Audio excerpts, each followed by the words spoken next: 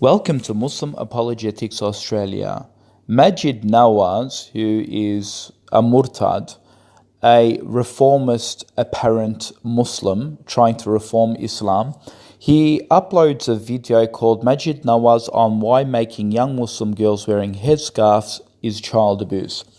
Basically, I'm not going to play the whole video, but I'll give you some examples and refutation. So basically his argument is this. He argues with an ultra-conservative Muslim caller that teaching a 4-year-old children they will roast in hell for their sin of not wearing a headscarf is psychological abuse. So basically Maajid Nawaz is saying that we shouldn't tell children about hellfire and that we should make them wear the headscarves. And Majeed says that this is child abuse. It's child abuse to make a 4-year-old wear a hijab, and it's child abuse to warn them of hellfire. First of all, not all Muslims believe that a girl, especially that young, should actually wear the hijab through compulsion or compulsory.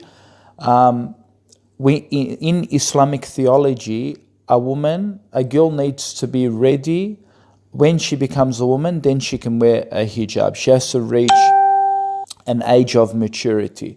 So that's number one. Number two, the reason why some Muslim parents actually make their daughters wear the hijab at a young age, it is only a training purpose, just so they can feel comfortable in wearing it when they're a lot older.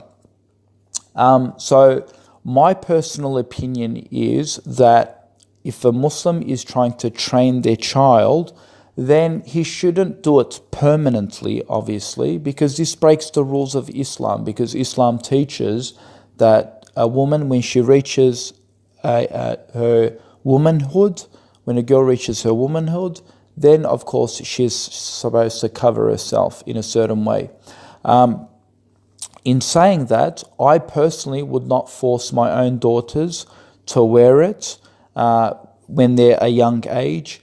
I'll wait for them to get older and then they can make their own decisions upon that matter. Of course, I would advise them to wear it. But at the end of the day, it's their choice. There's no compulsion in religion.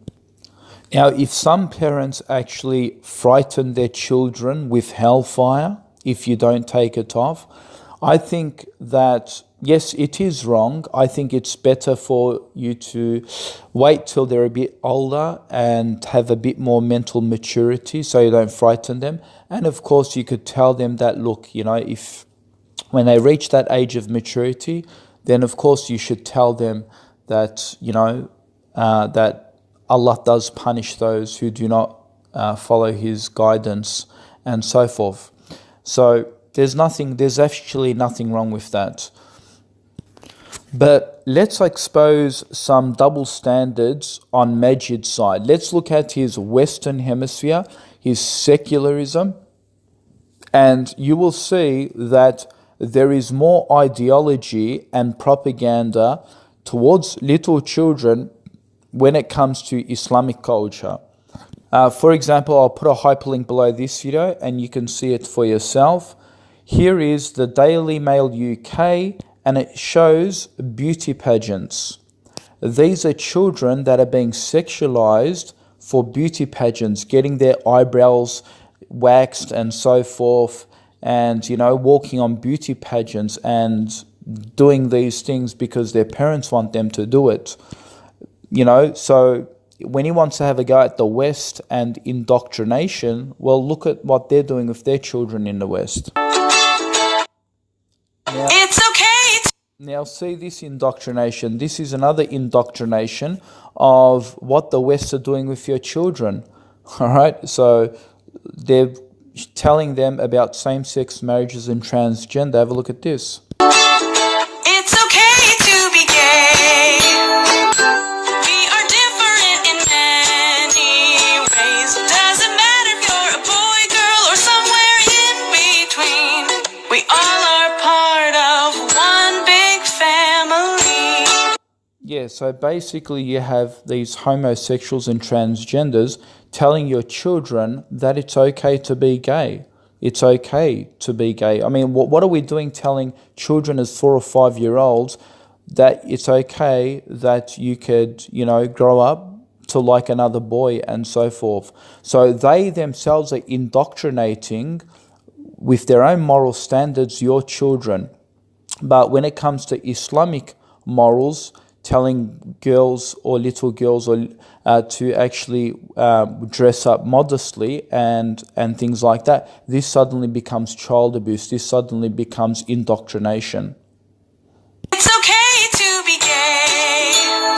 And here's a link where schoolgirls, part of the school education system, and I can put the hyperlink below this video, you can see 12-year-old girls in the secular West are educated on how to masturbate and insert dildos into their vaginas and how to play with their breasts. This is part of school sex education.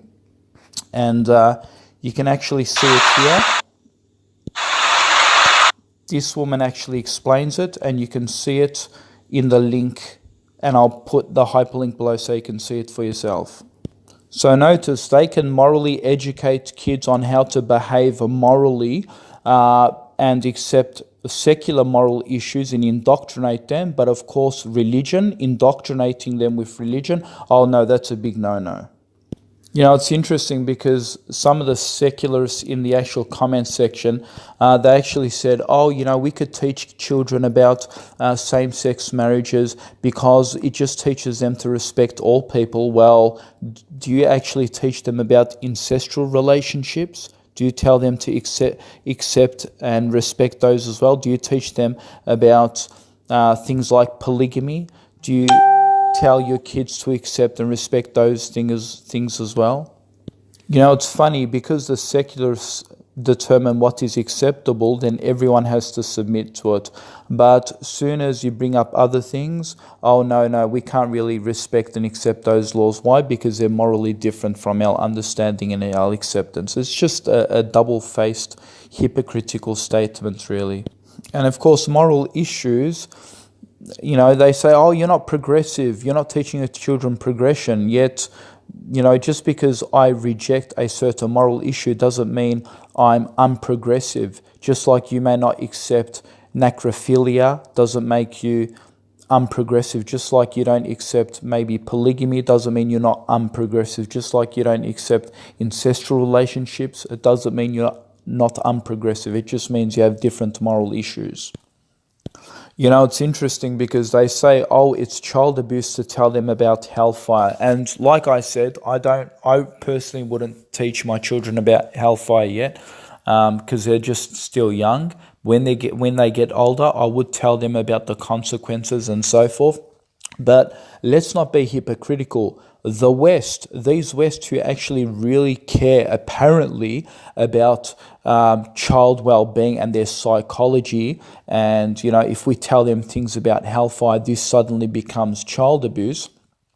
Yet the West, these same Westerners, actually support wars. They actually support going to certain countries to bomb those countries, to humiliate those countries with missiles and bombs where these kids have to live in disaster, see bombs rain on top of them. Why? Because they're just going to take out a few terrorists. So they barrel bomb the whole neighborhood, right? These Westerners, these secularists, these are secular planes flying. None of these people get up and say, these children are going through child abuse, we should stop bombing them. No, they're the ones that create drones. They're the ones that create the most sophisticated, brutal weapons that firebomb entire villages and towns like we see in Syria and so forth. Do these people say, we need to think about these children's well-beings and their psychology? In fact, these Westerners teach their own children, hey, look, you better not become a terrorist or you will also get firebombed. You'll also die. The law enforcement will also go after you. The law enforcement will also put you in prison. The law enforcement will also capture you. You know, our government will also go there and bomb you and so forth. So, and they do it, and they actually do it to the Syrian children, right? And they kill them in masses. But apparently the West now wants to talk about, Islam tells their children and warns them about hellfire. Oh, that's just child abuse. And like I said, Islam doesn't encourage us to tell our children about that. It's better that they, again, raised to an age of accountability, and then we can talk about some of the harsher matters. Islam is beautiful and it has a wisdom. But, you know, if they want to criticize certain Muslims who actually do teach their children this, well, the West are even more barbaric because they actually allow children and their families to get bombed by these horrendous missiles where these children have to see suffering in front of their eyes, right? So, you know, you want to degrade and say, Islam, you know, you're teaching Islam about fire and hellfire, yet you're giving hellfire and fire to the children of Syria and so forth through all your barrel bombs. You know, going back to the point about child abuse, you know, we can even make other points such as, you know, Western parents telling their children to go to sleep or else the boogeyman will get you, you know, and they frighten their kids and so forth. So this is all part of, frightening kids is all part of Western culture. And again, make no mistake, I'm not legitimizing it. I'm not saying it's okay to do it, but, you know, when they want to point fingers at certain Muslim families for terrifying their children, well, what about the West? The West, in fact, do it worse. In fact, so much worse that if we're just telling children about hellfire, if some of these Muslims are telling them about hellfire, well, you are showing them hellfire through all your barrel bombs in those poor Syrian countries. So if you're really thinking about children, their welfare and their mental health and so forth, well, start becoming an anti-war activist, okay? And until you do, until you stop all those barrel bombs coming down and destroying all those families and getting those children to see that, then you are the last person to talk about terrifying children.